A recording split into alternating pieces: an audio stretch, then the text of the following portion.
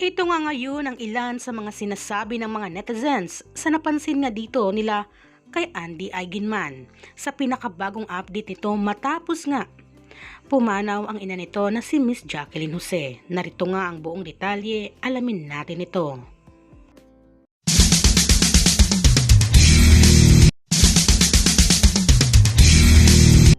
Sa buwan na ito ng Marso, unang linggo pa lang ay isang pagsubok nga ang pinagdadaanan nila ni Andy Eigenman at ng pamilya niya.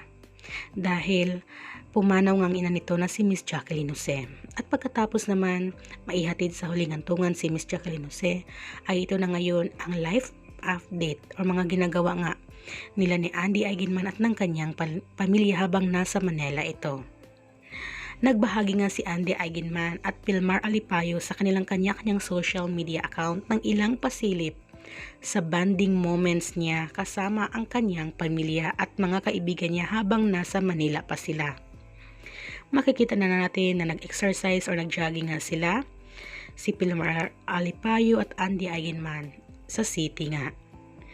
At dito rin sa ibinahagi ni Pilmar ay papunta nga sila ng swimming pool upang mag-swimming nga ang mga bata.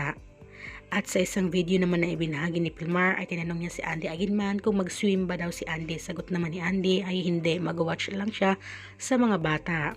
Kaya naman ang nag-swimming ay si Pilmar Alipayo. Syempre, kailangan may bantay yung mga kids habang nasa pool.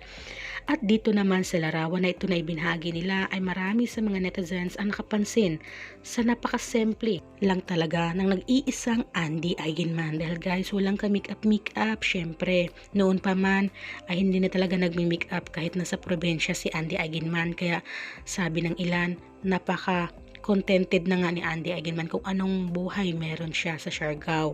At syempre, sabi nga dito ng ilang netizens, ito ang mga sinasabi nila. Narito, basahin natin ito. Simple living yan. Ang gusto niya kahit pananamit. Very simple, natural living things. Nagsawa na sa magarbong buhay. Gusto niya pang natural beauty. Simple lang talaga ang buhay na gusto ni Andy. Pati sa lalaki, simple lang. Yung tipong family man. Husband material and father figure. Mamahalin siya ng tunay.